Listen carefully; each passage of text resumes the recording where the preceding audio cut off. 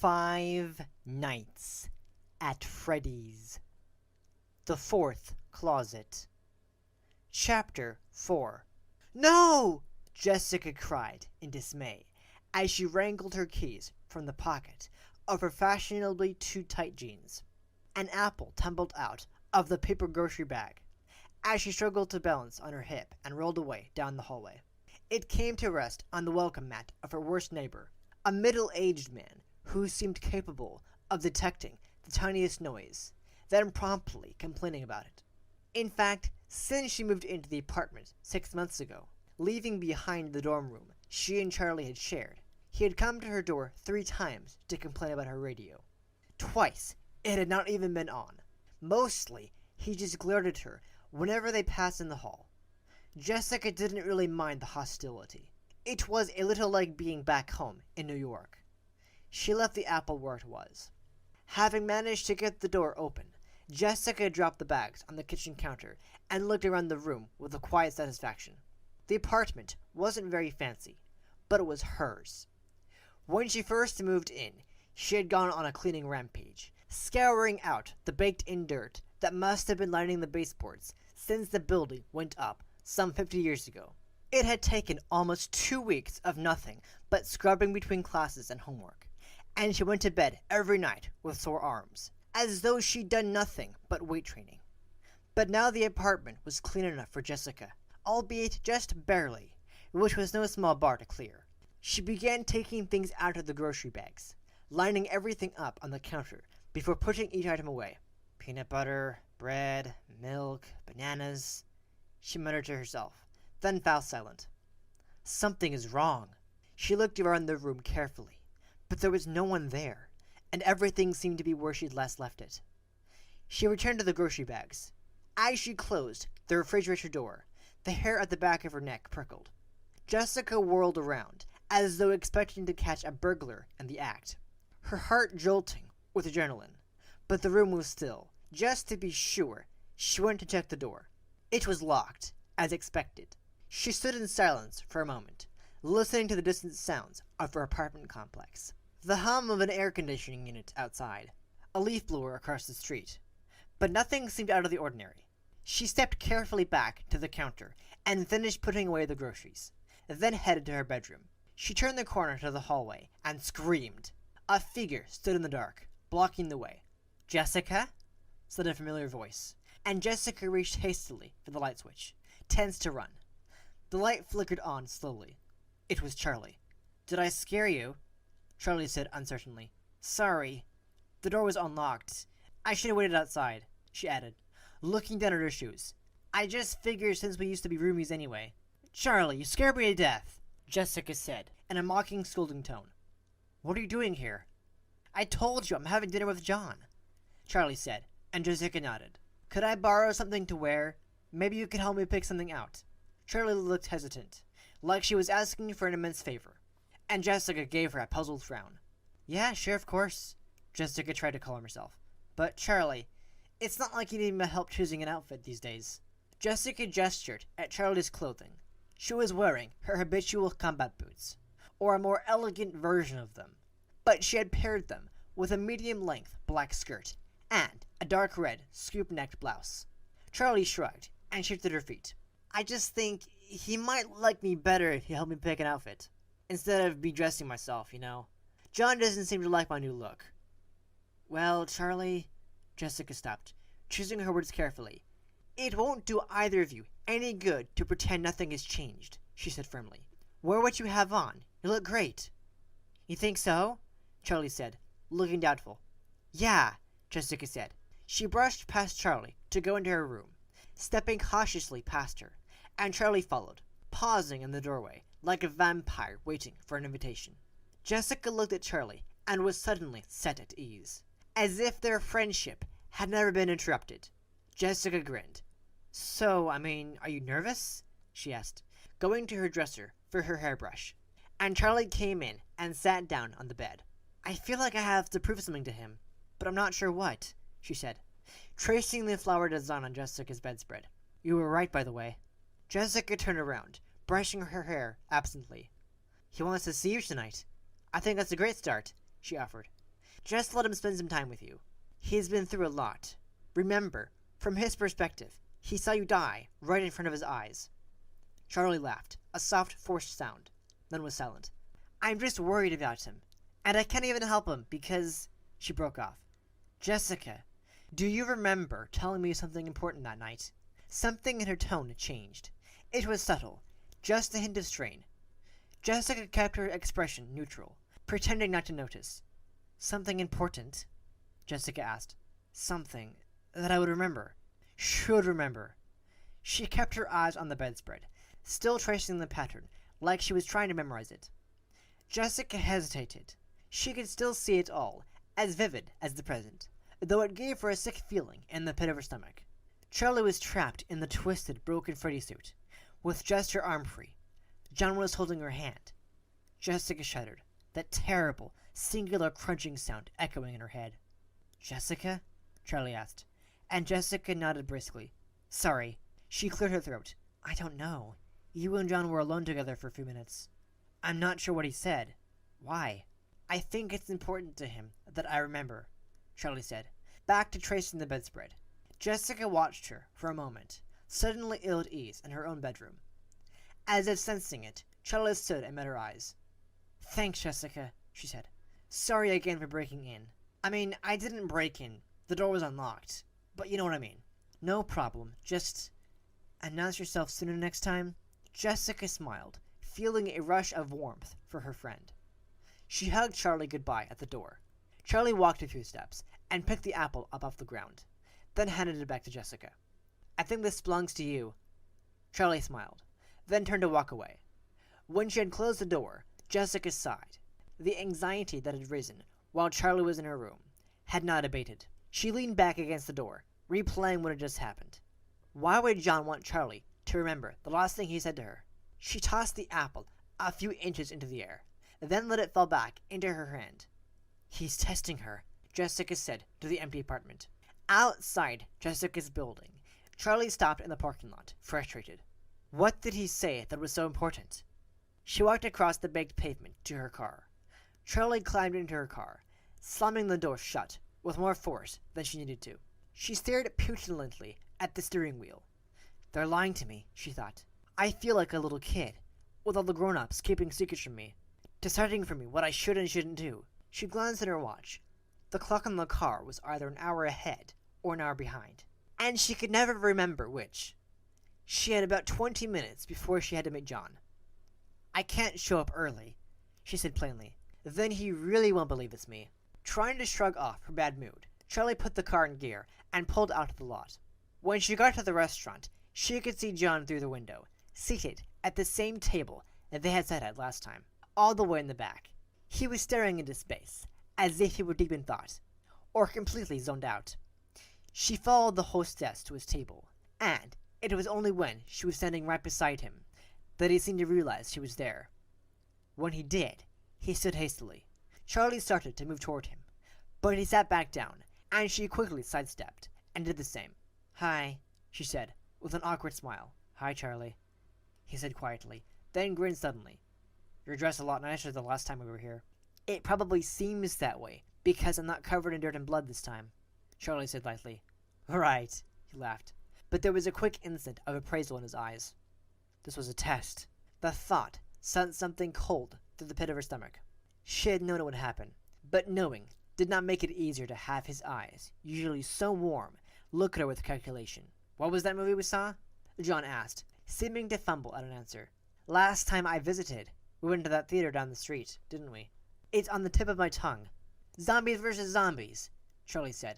Right. I knew it was about zombies, John said thoughtfully.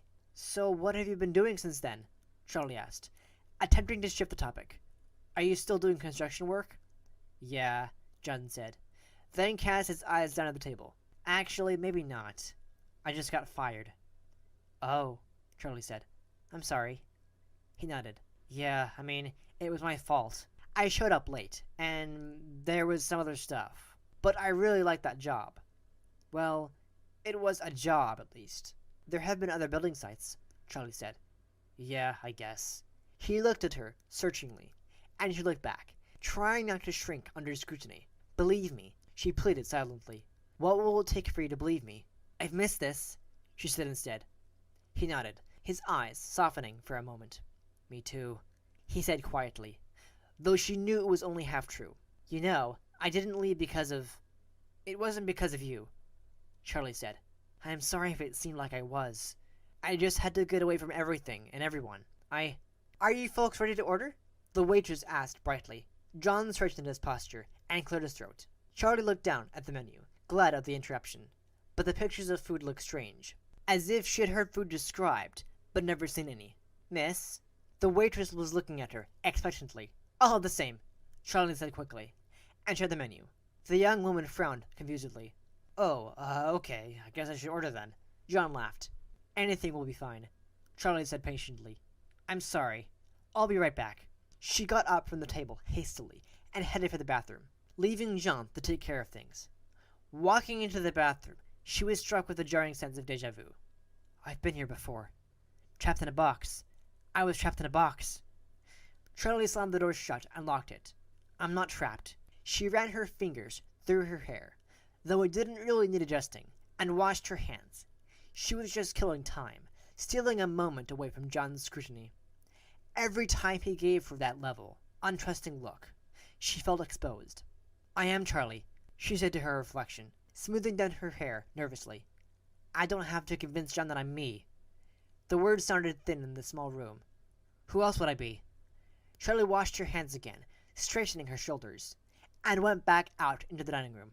She sat down and put her paper napkin in her lap, then looked John squarely in the eye. I still don't remember, she said abruptly, seized by an obstinate recklessness. John raised his eyebrows. What? I don't remember what you said to me that night. I know it's important to you. I know maybe it's why you think about me. But I just don't remember. I can't change that. Okay. He slid his hands off the edge of the table and let them rest in his lap. I know that. A lot happened that night. I know. He sighed for a moment, but then smiled, almost reassuringly. Charlie bit her lip. If it's that important, why can't you just tell me? She asked gently. Instantly, she could see that was the wrong thing to say.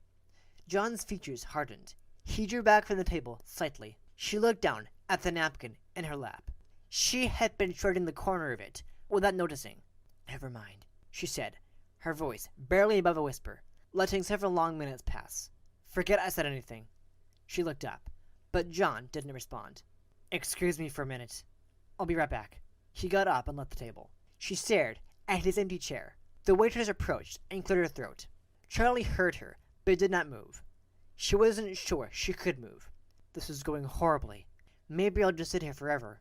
I'll be a statue of myself, a monument to Charlie that was. Charlie that will never be again. Miss? The waitress sounded concerned, and it was enough for Charlie to, without Herculean effort, turn her head. Is everything all right, miss? The waitress asked, and it took Charlie another long moment to comprehend the question.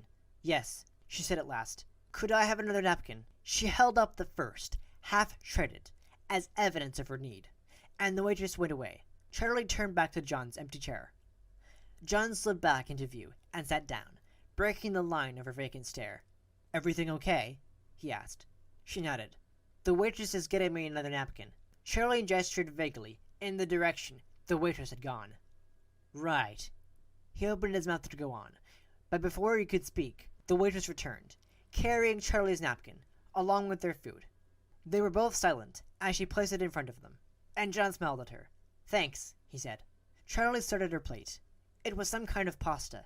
She took her fork carefully, but didn't start to eat. Can I ask you something? John finally said, and she nodded eagerly, setting the fork back down.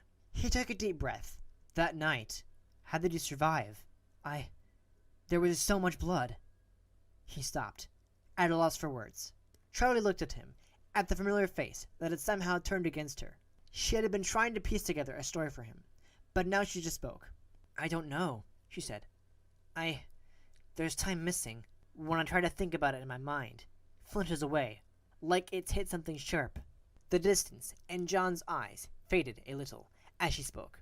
I'd been in his suit before, she went on. I think I must have figured out how to get away somehow, or at least how to position myself. She looked anxiously at him, and his gaze sharpened. I still don't understand. How did he manage to get away, undamaged? He looked her up and down again, seeming to examine her. Charlie's breath caught in her throat, and she turned away from him, staring fixedly out the window at the parking lot. I didn't, she said tightly. John didn't answer, searching Charlie's half-turned face for a spark of something he could recognize, or not recognize. She was saying all the right things, in all the right ways, and her hints, more than hints, at the unshakable trauma she had gone through that night, made his stomach clench. As she gazed off into the middle distance, her jaw was clenched.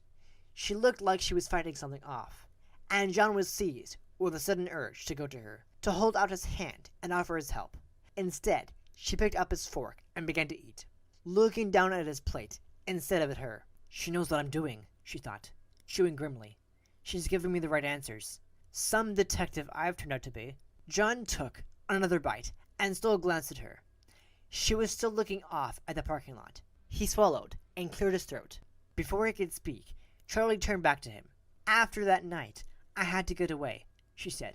Her voice was hoarse, and her face was strained, her features seeming harsher than before. I had to leave everything behind, John. Everything. My whole life has been haunted by what happened here. And the last couple of years. Even before that, too.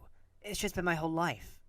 She met his eyes briefly, then looked away, blinking rapidly, like she was holding back tears. I wanted to be somebody different. I had to, or I'd go insane. I know it's a cliche to think you can change your life if you change your hair and your clothes. She gave an ironic half-smile and flipped her long hair over her shoulder. But I couldn't be your Charlie forever. That naive little girl scared of her own shadow. Living in a shadow. Honestly, I don't even know what you saw in that girl. Selfish, scatterbrained, pathetic. She said the last word so caustically that she almost shook with it, a sour look coming over her face, as if loathing for her past self had overwhelmed her. I never thought you were any of those things, John said quietly, and looked down. He ran his fork along the rim of his plate, not knowing what to say. He made himself look up. Charlie's face had softened, and now she seemed anxious. But it's still me, she shrugged, her voice breaking. He couldn't answer. He didn't know where to start. Charlie bit her lip. You still think it, don't you? She said after a moment. John shifted uncomfortably in his seat, ashamed, but Charlie pressed on. John, please, I don't understand. If you think I'm not me, then what do you think? Who could you possibly think I am? She looked utterly bewildered, and again John felt himself wavering. I think... He gestured, graspingly, at the air, catching nothing. Charlie, what I saw! He exclaimed, then stopped short, remembering they were in public. He glanced around, but no one was looking at them. The restaurant was not busy, but everyone there was occupied. The guests talking to the people they came with, the staff talking among themselves. I saw you die, he said, lowering his voice. When you walked into that diner the next day, Charlie, I wanted to believe it was true. I still want to believe it.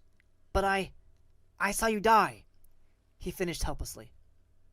Charlie shook her head slowly. I'm telling you that I'm alive. How can that not be enough? If you want to believe me, why don't you? The pain in her voice sent a pang of guilt through him. But he met her eyes calmly. Because I'd rather know the truth than believe something just because it would make me happy. Charlie looked at him searchingly. So what do you think is the truth? Who do you... She swallowed and started again. Who do you think I am, if I'm not me? John sighed. I thought about it a lot, he said at last. Almost constantly, actually. Charlie nodded slightly, barely moving her head, like she was afraid she would spook him. I thought about a lot of things. I guess theories, like what? Charlie asked gently. Well, John's face was getting hot. I should never have agreed to see her. John? I guess maybe I thought you might be Sammy, he mumbled. She looked puzzled for a moment, like she had not quite heard him. Then her eyes widened. Sammy's dead, she said tightly. John looked up at the ceiling and put his hands to his temples. I know, he said, and met her eyes again. But Charlie, look, I don't know that. Neither do you. The last thing you remember of Sammy, what was it? You know the answer to that, she said in a low, level voice. You saw him being taken, John said after a moment. She made no response, and he took it as a license to continue. You saw him being kidnapped. not killed. By Dave or Afton, Springtrap. So what if he wasn't killed? What if Sammy was raised by William Afton, twisted, and brought up by a murderous madman to replace Charlie, after her death? Also, Sammy could be short for Samantha. I forgot that part. Sammy could have been a girl all along. Charlie was motionless across the table. She scarcely looked like she was breathing. I know how it sounds when I say it aloud, John added in a rush. That's why I mostly don't. Charlie had covered her face with her hand, and her shoulders were shaking. He broke off as she looked up. This time she was laughing. There was a manic edge to it, like it might turn back into crying at any moment. But John tentatively tried to smile. Oh, John, she said at last. I don't even... You know that's crazy, right? Is it crazier than anything else we've seen? He argued, without much conviction. John, you took me in to see the grave yourself, remember? John paused and looked confused for a moment, trying to reconcile what he just heard. You took me yourself to Sammy's grave. I took you to the cemetery, but I never saw Sammy's grave, or your father's, John corrected. Then go look sometime. Charlie's voice was patient. John felt immediately foolish. Aunt Jen warned me not to come back to Hurricane. Charlie looked down at the table. She's 3 for 3 at this point. Have you heard from her, by the way?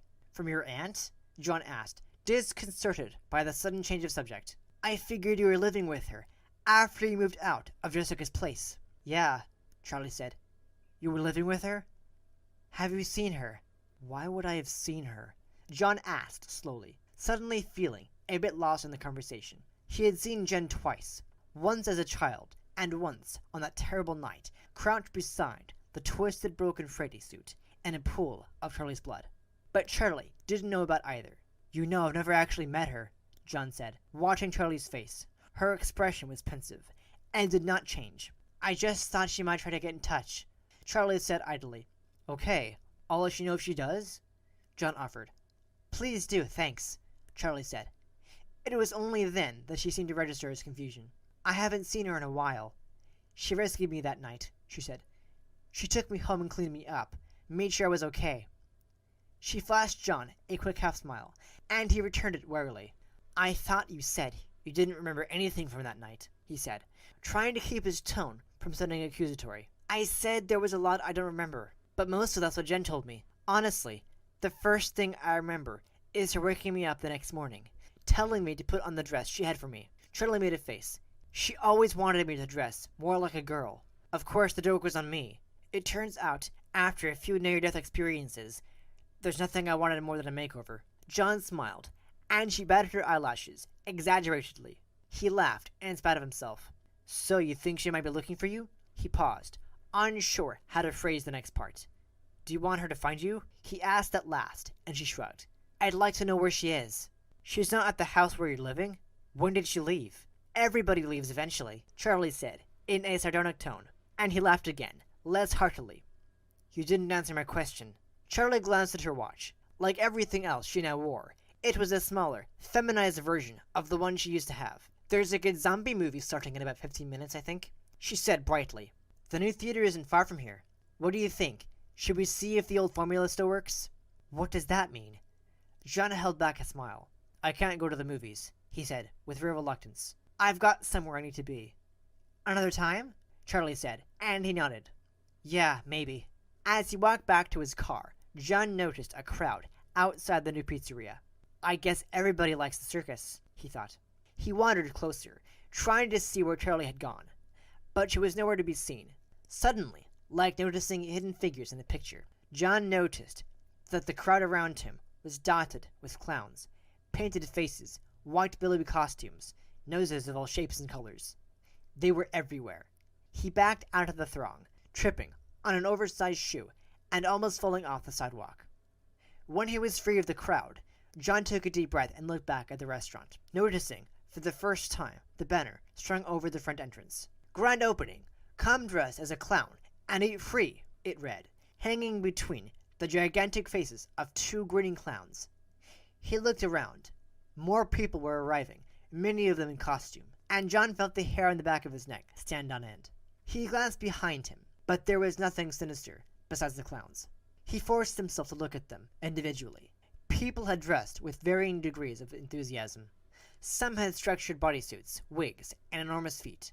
Others had simply painted their faces and worn polka dot t-shirts. Still, his sense of unease did not abate. They're just people in costumes, he scolded himself, then laughed abruptly, startling a woman standing nearby. People in costumes. That's never gone wrong for me, he muttered, walking away from the crowd to find his car. Driving home, John found himself agitated. Twice, he looked at the speedometer and saw that he'd gone dangerously over the speed limit, without noticing. He tapped his hand restlessly against his steering wheel, thinking of the next day. What then? Seeing Charlie had rattled him more than he had realized. After months of solitary scribbling, going over and over his bizarre theories, he'd been forced to put his conviction to the test, to ask her questions and watch her answer, and ask himself as he did, "Are you her? Are you my Charlie?" Now that it was over, it felt unreal, like a dream that lingered too long, unwelcome in the waking world. As he approached the turnoff that would take him home, he sped up, driving straight on past it. John parked his car a few blocks away from Clay Burke's house. He pulled the keys out of the ignition and jangled them nervously in his hand for a minute, then opened the door decisively and got out. When he got to the house, it was dark, except for a single window, which he thought was Clay's office. I wonder if Carlton's gone back to school, he wondered, unsure whether he was hoping for his friend's presence or his absence. He knocked and waited, then rang the bell. A long moment later, Clay opened the door. "John, good," he said, and nodded, seemingly unsurprised by his presence. He stepped aside to let John in, and ushered him into the study. "Do you want some coffee?" he asked, gesturing at the mug on his desk. "It's a little late for me," John said. "I'll be up all night." Clay nodded. "I'm substituting lesser vices," was all he said. John glanced around the room. The last time he had been here, they'd used the desk as a barricade against an army of angry animatronics. "You fixed the door," he observed. "I fixed the door," Clay said. "Oak. Reinforced. What brings you here?" "I saw Charlie." Clay raised his eyebrows, but didn't say anything. "She said something. She asked if I had heard from—" John stopped, seized by a sudden sense that he was being watched. Clay had his head tilted to the side, as though sensing something as well. Silently, Clay made his way to the closed window, positioning himself beside one of the long, pale green drapes, and peered outside. "Everyone is a little on edge with all these weirdos walking around in face paint," he said, but he kept his voice low. He pulled the drapes together, then walked back toward John. "Have a seat," Clay offered. There were two dark green upholstered chairs and a matching couch along one wall. John sat on the couch. Clay grabbed the desk chair and dragged it across the rug so they were only a few feet apart. "What did Charlie ask you?" Clay began. John glanced at the window again. He felt as if waves of dread were emanating from it, rolling into the room like an unseen fog. Clay looked back over his shoulder, but only for a second. John cleared his throat. "She asked about her Aunt Jen, if I'd seen her. I thought you might know something," he finished uncertainly. Clay looked lost in thought, and John wondered for a moment if he should repeat himself. "No," Clay said finally. "Did Charlie say why she was asking?" John shook his head. "She just wanted to know if I'd heard from her. I don't know why I would hear from her, though," he said. He was choosing his words carefully, as if saying the right ones in the right order would unlock a door in Clay's mind, and he convinced him to tell John what he knew. Clay just nodded thoughtfully. "Did you ever meet her?" John asked. "Never a formal introduction, no," Clay said. "She was a bit older than Henry, I think."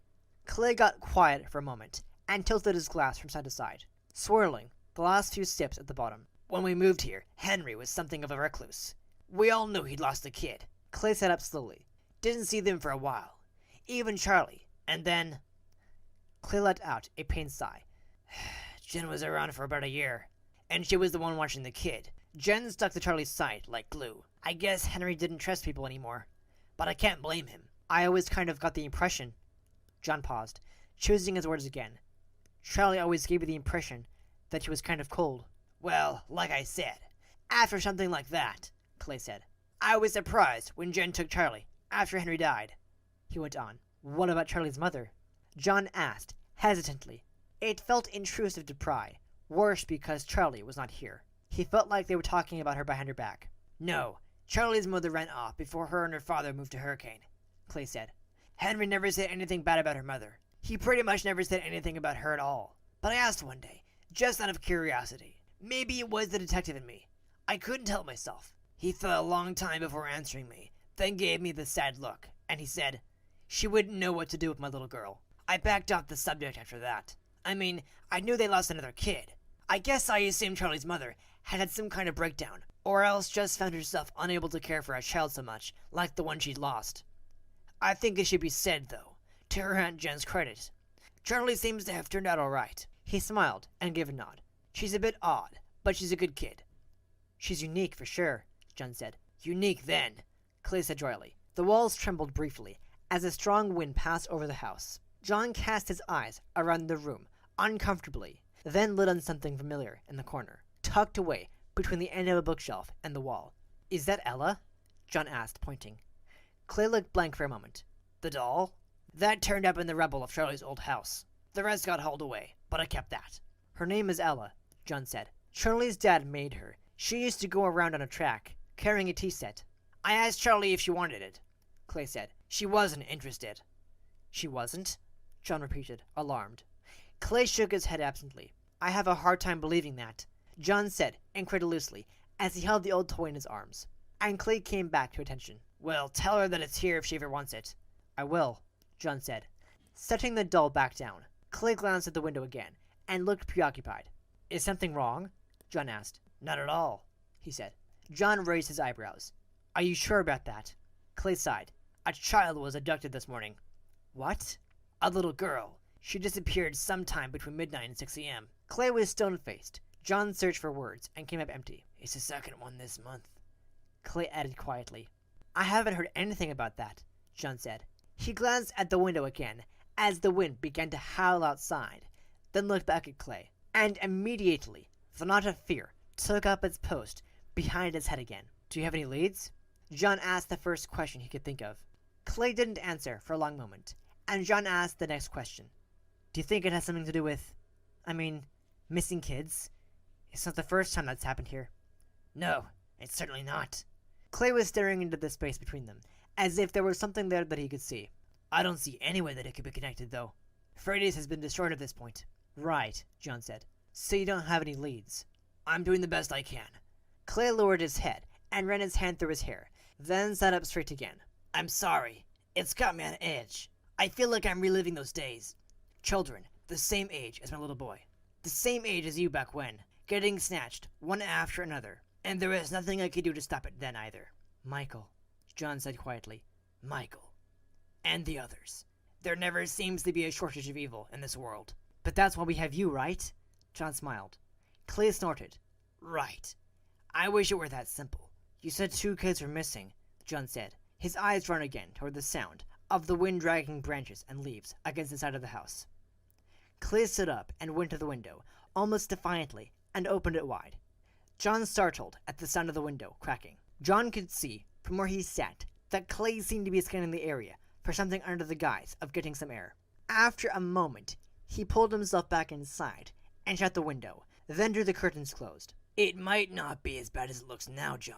There's usually a normal explanation, and most kids turn up, one way or another. 2 weeks ago, there was a little boy named Edgar. Whatever. 2.5 years old. What happened? His parents had been fighting about custody for over a year. His father ends up losing that fight. Only gets to see the kid once a month. Supervised visits, which I can tell he was for good reasons. Edgar disappears. Surprise, surprise. He was found a few days later, alive and well. Spontaneous road trip with his dad. Most kidnappings, it's one of the parents. Is that what you think is happening here? John asked skeptically. No. Clay didn't take long to answer. No, I don't, he repeated, sounding graver. He took a deep breath and leaned forward. And it doesn't help that the whole town's obsessed with this new restaurant, dressing up like clowns. It's a waste of time for my officers to be doing crowd control, or clown control as it were. Can I do anything? John asked, though he couldn't imagine what kind of help he could be. Not a thing, Clay said. If I'm right, I may need you. And I'll need... He stopped. Charlie, John said. You'll need Charlie. Clay nodded. It's not fair to ask that of her, Clay said. Not after everything she's been through. But I will if I have to. Yeah, John said. Clay was staring at the space between them, and John felt suddenly like he was intruding. It's getting late, he said. Yeah, well, watch yourself out there, Clay said, hastily standing. Do you want to take my gun? Clay said lightly. He smiled, but there was tension in his face, as though he were half hoping John would take it. Don't need it. John grinned. I've got these guns. He held a tight fist in the air and threatened the room before letting himself out. Okay, tough guy. See you soon, Clay said grimly. John started back toward the car. It was pitch black now. It had to be dark when he arrived, he realized, but now he noticed it. The street lamps didn't go far. The pools of light beneath him swelled up only a few feet out. His footsteps landed hard, and there seemed to be no way to quiet them. The distant roar of the highway was too faint to provide cover, and the wind was silent for the time being, as though it had temporarily gone into hiding. Something moved a few yards ahead of him, and John stopped dead. Coming down the road was another costly moviegoer, but there was something off about this one. It was heading in his direction, walking in the middle of the road at an even pace. John stayed where he was, between two of the tall, thin saplings planted along the sidewalk, his eyes glued to the approaching figure. As it came closer, a chill gripped John's spine. The clown's movements were feminine, but wrong. She walked like something mechanical, yet graceful. His breath caught in his throat as the clown glided toward him like a wraith. The creature was staring straight ahead as it passed. John waited, hoping to stay out of his line of sight. As she grew closer, however, her eyes drifted toward him, her head turning only slightly, as though to acknowledge his passing. John stared back, at first admiring the sleek and controlled beauty of her face, split down the middle through some trick of costuming. John instinctively took a step back. He had seen monsters before, and prepared to run, or fight, if necessary. But just as his heart began thudding against his chest, she looked away again, and slipped back into the dark, as gracefully as she'd appeared. John watched for a moment, then continued to his car. He checked his rear-view mirror, but there was no one in sight. As he drove home, he checked the mirror more often than he needed to. His thoughts kept returning to those shiny, penetrating eyes. The clown had looked at him like she knew him, like she could see right through him. Relax, John said to the empty car. It was just some weirdo in a costume.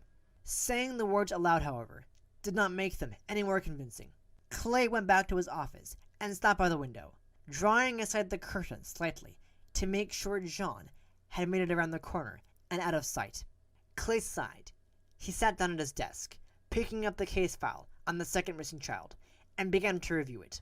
The information he needed just wasn't there, but it didn't stop him from returning to it over and over again. His officers had diligently done their jobs. They'd gone to the right places, talked to the right people, and asked all the wrong questions. They just don't know what I know. There was a sound from down the hallway, a distinct creak.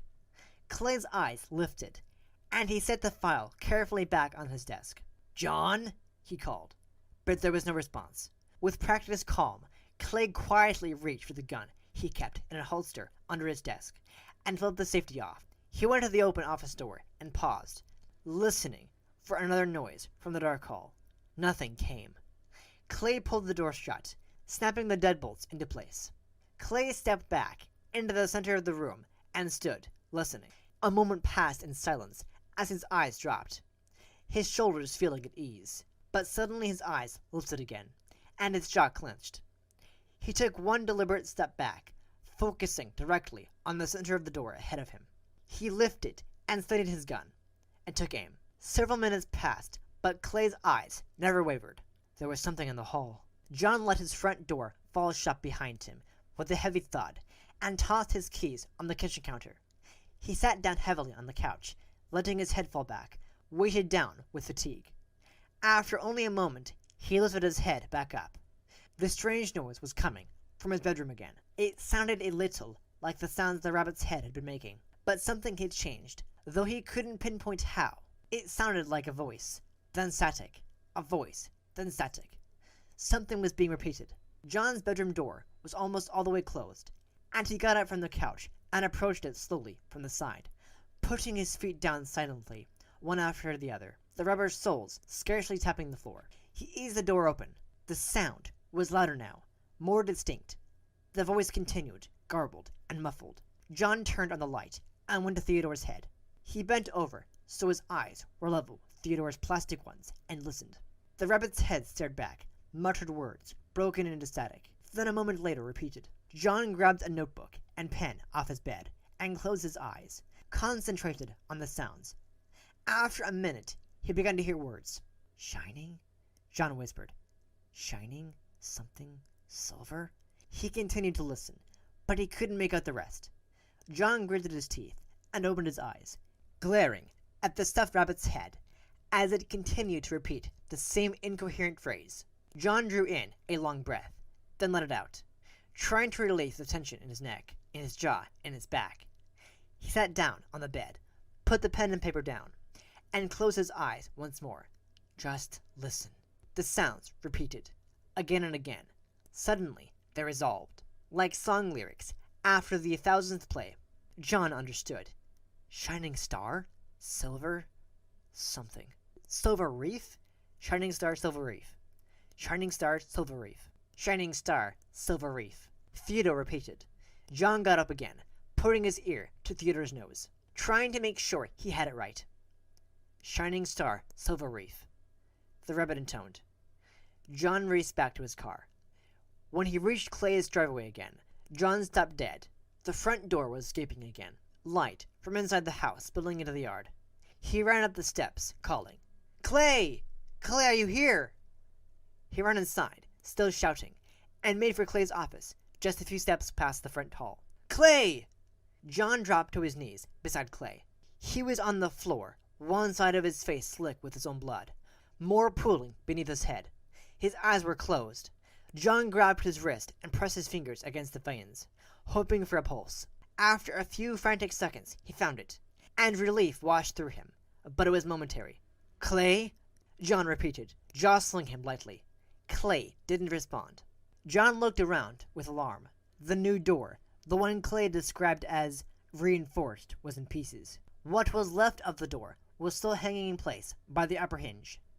Hastily, John pulled Clay out into the hall as best he could. He glanced back toward the office.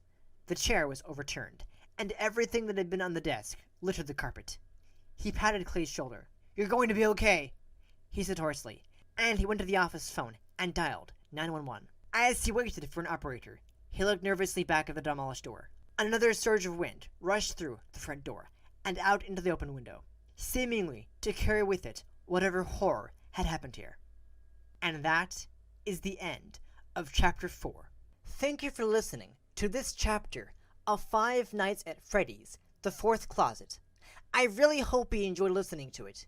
If you didn't enjoy it, don't forget to hit that like button, and if you're new to this channel, subscribe to get the next chapter of this novel. Also, make sure you click that bell icon so you'll be notified whenever I upload a new video, and to know when the next chapter of this novel will be going up. And I'll be back next week with the next chapter. Alright? See ya.